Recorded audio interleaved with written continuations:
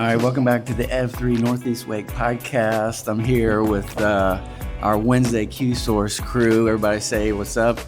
So we've got we've got Tube Top, Jay-Z, Dowry, Jingle, and Funny. Not so. I've been wanting to do the episode from Wednesday Q Source table all year, and so this is the week that I get to do it unannounced to my guests. But all of them have been on the podcast, so they're veterans. This week we're in Q 4.6, team development. So quadrant 4 is about leaving a legacy. It's really about building teams. It's about equipping leaders. It's about replacing yourself as a leader, and about becoming Welcome to our podcast. becoming a virtuous leader. We need you to sign a waiver. So and remember, gents, you gotta pick up the microphone for it to work. So and a virtuous leader is going to have to form a team. I mean, as Dredd talks about in the chapter, if you can do it all, you don't need a team. At the point that what you're trying to do is greater than one person can do, you're going to have to put a team together. Okay. And so, I mean, just really quick in the chapter, just to lay out the context, he said, teams are different than communities and organizations. So communities are places that you be, organizations are things that have a purpose, and teams are put together to accomplish purposes, right? So if that's kind of the context, then there must be kind of a method to putting a team together in a way that works, and they use the team acronym. So trust, equipping, accountability, and missionality. So love just to get our leaders at the table, just talk about putting teams together, just in general. If you're putting a team together right now, have put together a team in the past, that being hard or easy, and then we'll start to dive into the acronym. Sounds good. Putting together a team is Can you go grab that mic? Yeah, come on. Putting together a team, I think, is certainly a dynamic that you definitely want to have that trust. You want to believe that the people you're putting in place and the people that you're working around are going to do what's best for the team. Because we're going to really look after everything that's going through. So I think the trust, I know we said we're going to get to this, but trusting the people that you're working through and around is certainly going to be the most important thing for me. I mean, I think there's certain times where you put together a team as quick as you need to, and you don't always have that trust, but you're not going to really accomplish anything sustainable until that trust is built. Would you guys agree? Yeah. Okay. Any thoughts on trust and building a team and why that might be important? Or maybe you got a situation where you didn't have the trust built and it kind of backfired on you. Not necessarily for that, but it just made me think of like there's at least two types of teams, like a team that's you're going to work with like long term, and then there could be ad hoc teams where we have a problem and we're bringing in several people who are experts to help solve that problem. And so I think for a long-term team, so I lead a team, is defining what the work is and the best practice. And I think that relates to accountability, because you can't hold anybody accountable if you haven't defined anything. So defining that best practice and then building that trust. I think ad hoc team, you have to, I guess, have instant trust. Right? I think if you don't know the people. Yeah, I mean, obviously long-term teams, you've got history, but ad hoc teams, I think the only thing you really can do is put your best foot forward. It's intention, builds the trust, right? And then we just are forced to give you the benefit of the doubt until you don't follow through. Yeah. Anybody tried to put a team together and you didn't have the trust built all the way, or maybe you thought you had trust that you didn't. How does that go? My experience wasn't really a team. It was being a blended family. So, and establishing trust with new kids that I was married into, and then it took years.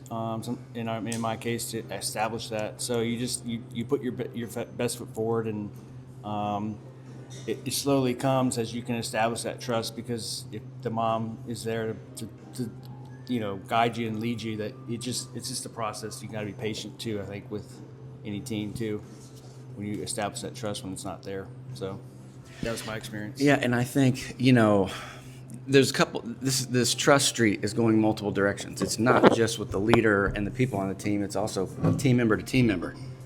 Because you can have trust built, they can trust you, but if they don't trust each other, we're still not going anywhere.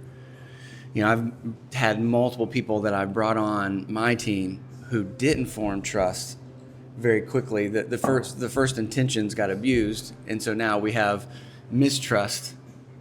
Now I've got trust with everybody on the team, but the team's not going anywhere if they don't trust each other. And so you know what a leader's got to do then. Oftentimes they got to get in and mediate or do what they can to start building that trust, because the team's not really going to function without it. I don't want to get us off topic, but like as I'm thinking about this, I'm struggling with like as you're building a team, like one of the things I think you have to do is you have to take time to build relationships,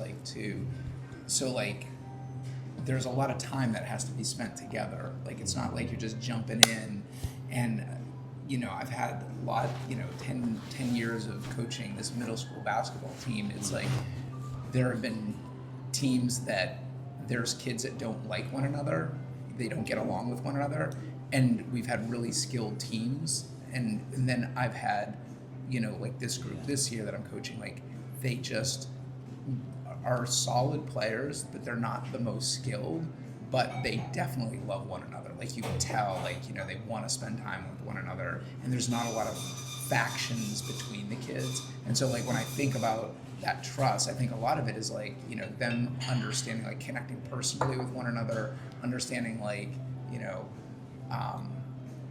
is each of them like. And, I think that that's really critical with building a team. I remember my boss one time at the time, he was saying, well, we don't need to be best friends. And I always thought to myself, well, no, maybe we don't have to be best friends, but like we do need to like one another and root for one another. Like, you know what I mean? So I don't know. That's like, so when I think about trust, I think it starts with like, you really got to get to know one another on a deeper level than just kind of that surface. So 2 teams square off. One's got all the talent. One's got the trust. Who wins? I mean, there's definitely examples of where, the more skilled team wins, but I think that there's a case to be made that for high performing teams, you don't always have to be the most skilled team. Mm-hmm. Like if you have a team that is really that has played together for a long time, they've done a lot of things together, they kind of know where each other is going to be, like what the movements are, in my case on the basketball court. But I'm sure that Jingle, you see the same thing in coaching soccer too, right? So. Yeah, I'd actually say similarly is that like we have one of the teams that I'm coaching really have built a culture of praising one another, of recognizing one another, of recognizing growth. So one of the things I started years ago with my team, which at the time I didn't realize was brilliant, but I think it was in retrospect, is at the end of each game, I asked them what did they see, and they know that that's code for who did they see use a skill that they've been working on in practice. Yeah. And specifically, they know it can't be somebody scored. Like it has to be something like specific that they saw, and I want to know who and what they saw. And I pretty much just round robin let them sit around and praise one another, whether or not we won the game or we lost the game. And then after we've taken 3 minutes to let them all praise one another, I'll ask them, so what do you want to work on practice this week? And I let them start filling up the list of the skills where they're, but it's in the context of a lot of security. And then I already have buy-in for practice for the next week, what we're going to work on. And, I've been doing that for years. For sure. I mean, think about how now they're building trust amongst each other because they hear each other, praising each other, complimenting. They know they're seen. They know they're recognized. You're a freaking genius, bro. Seriously. That is next level. It's worked. We have like no infighting, and you'll see the kids having a bad day, or sometimes some of them are harder on themselves than they need to be, and they drop what they're doing to go comfort one another. And I don't have to prompt that. Like there's they legitimately care for one another, which has been a nice thing to just like. They're teenage girls, so like this is the prime age where they get really, really cliquey and mean and selfish and entitled, right? Yeah. And we don't have any of that we're dealing with. So And you only really are selfish and entitled when you feel like you've got to defend yourself, when you feel like no one sees you. But when everybody's recognized you, you realize, like, I don't need to prove it. They already see it. Now you can make it about somebody else. It's an accepting. So how long have you guys been coaching? Like, how long has the team been together? You guys have been together a long time, right? we've had a couple. Yeah, we've had a couple iterations of the team. So where we'll have some cycle off to higher levels of soccer just about every year. We lose some, but we've had some together now since like 4th grade, and now they're in 8th grade, which has been like. Wow, they're going to be in each other's weddings and stuff like that. That kind of culture for that long? Yeah. Wow. All right, so E in the team acronym is equipping. So it's a leader's job to then look amongst the team and see, do they have what they need? And so equipping looks like a couple different ways. Right? So equipping can be resources, it can be software, it can be skill development, right? But the leader's got to be able to assess the team to see, do they have what they need to be successful? What's your guys' thoughts on that? Has anybody had a situation where you've had to really push into that, try to bring a team along? Sometimes you have people join your team that maybe you didn't pick, and they don't really have what it takes to play at that level. And so you can either let them pull you down or you can invest in them. I'll say the equipping side is like for my team, which is a newer development on my end, is giving them the checklist of this is what I'm expecting. And that has been a challenge for me, is I have lots of years under my belt knowing, okay, this is what happens, and it goes, boom, boom, boom. Is trying to kind of take all of those things out of my head and dump them into ChatGPT to say, spit out some information for me. Had a lot of different, I've had a lot of different calls, a lot of Zooms, a lot of different things just to try to make sure that that's happened. And even to this week, I was like, look, we need to find somebody that's better at doing this than I am, right? So I think a lot of the things that when it comes down to a team is if you're the leader or not, but recognizing that you're not always going to be the person that can do that. That's not my skill set, isn't necessarily all the admin side of things. I know it because I've seen it so many times, but I don't necessarily know how to express that as much as I thought I did, right? So it's like learning moving forward now is I need somebody else to do that, and I'm willing to pay somebody else to do that in order to make sure it gets done the way I think it should. And if I have to interject, I'm more than happy to do so. Those are things that I think really do come to light pretty quickly when you're like expecting somebody to be able to handle things and they don't can't. even know what they're supposed to be handling. And, that's And then a you bigger realize, problem. whoa, I didn't really even tell them what I expect. Right. It's like this has to go to this person. Well, and once it's handed off, it's done. But if I didn't hand it off the right way the first time,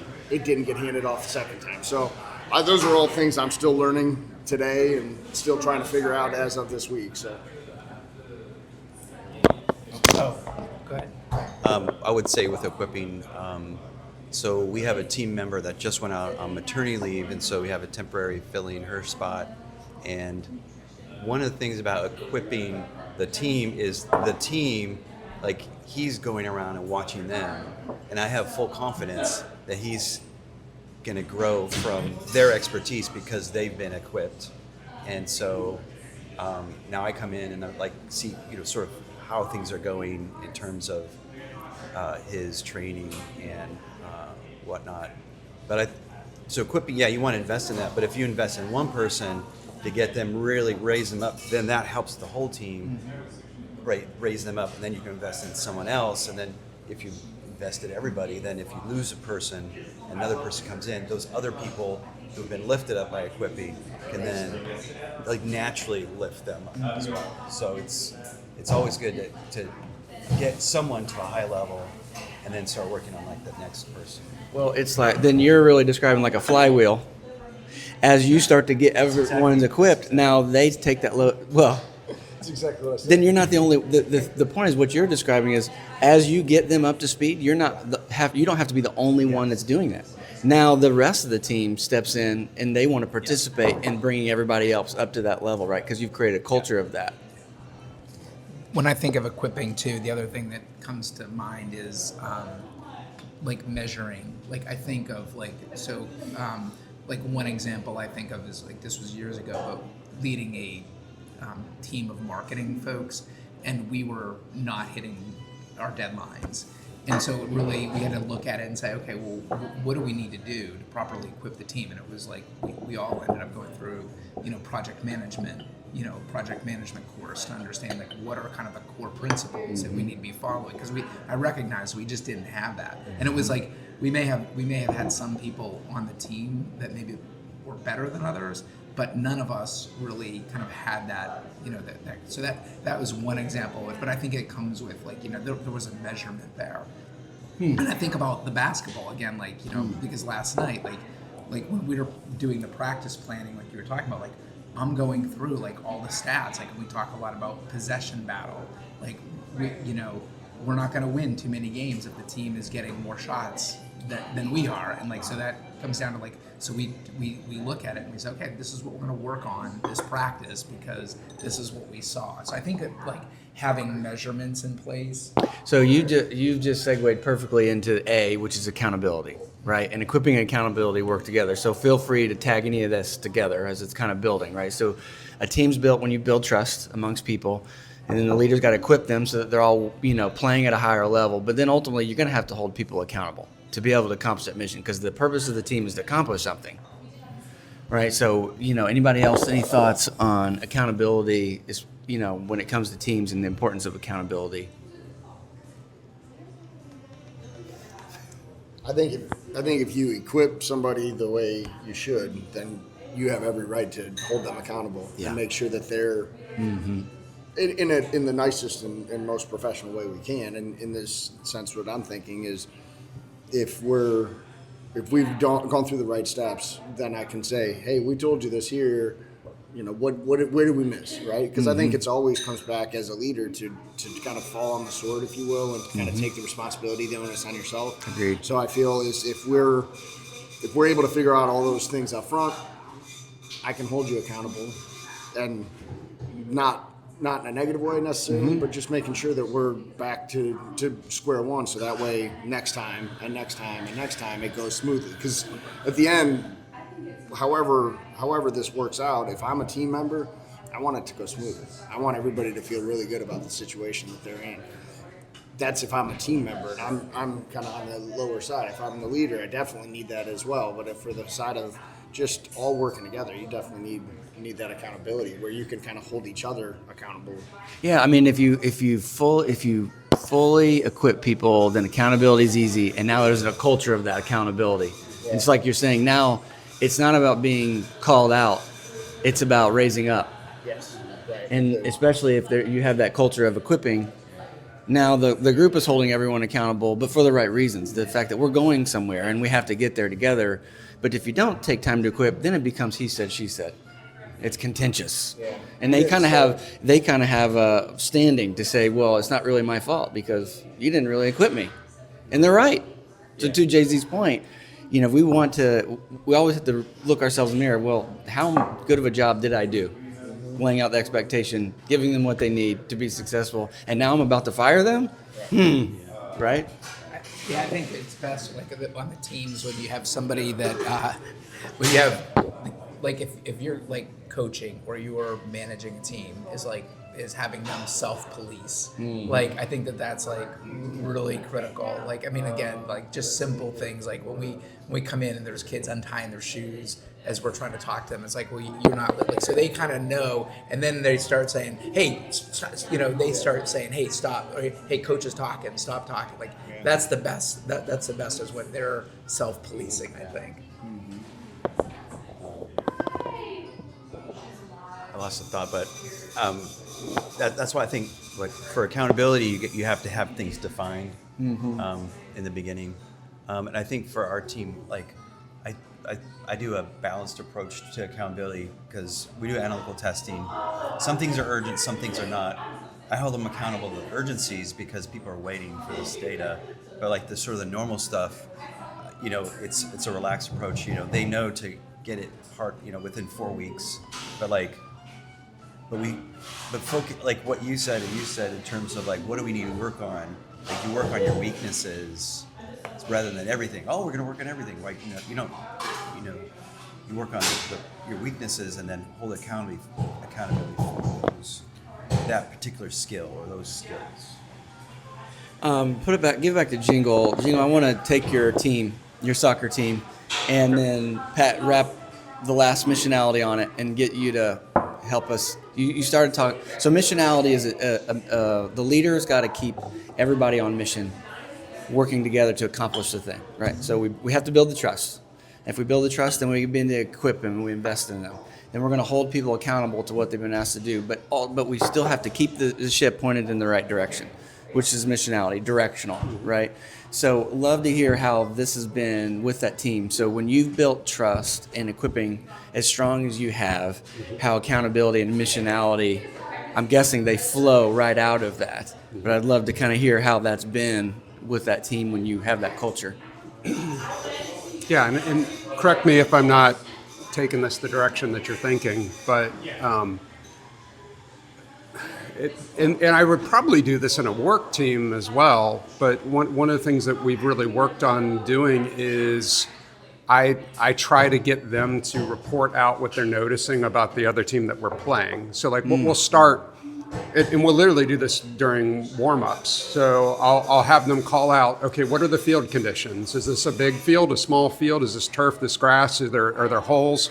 I make them tell me what they're noticing about the field conditions. And then I ask them, okay, now they're warming up. What do we notice about how they're playing? Who's their strong players? Who we're going to have to mark up? What, where are they playing? Are they shooting outside? Are they setting up a lot of crosses? And I have them notice those things. And then at halftime, I ask them similar kinds of things. Is I ask them, okay, so what are you noticing that your teammates need to hear? And so I have them call out where we're getting beat. I have them call out where the other team is stronger than us, where we might need to change our strategy. And I've practiced this again for a couple of seasons now, but it's meant, not that I don't have things that I notice, because I'll share in those moments. Here are the other things that I'm noticing that maybe you're not noticing, right? To try to cue them in towards how we're going to play that team most effectively. But I've really worked hard to empower these players to have a voice, to use their eyes, to have it not just be driven by my insight. Yeah.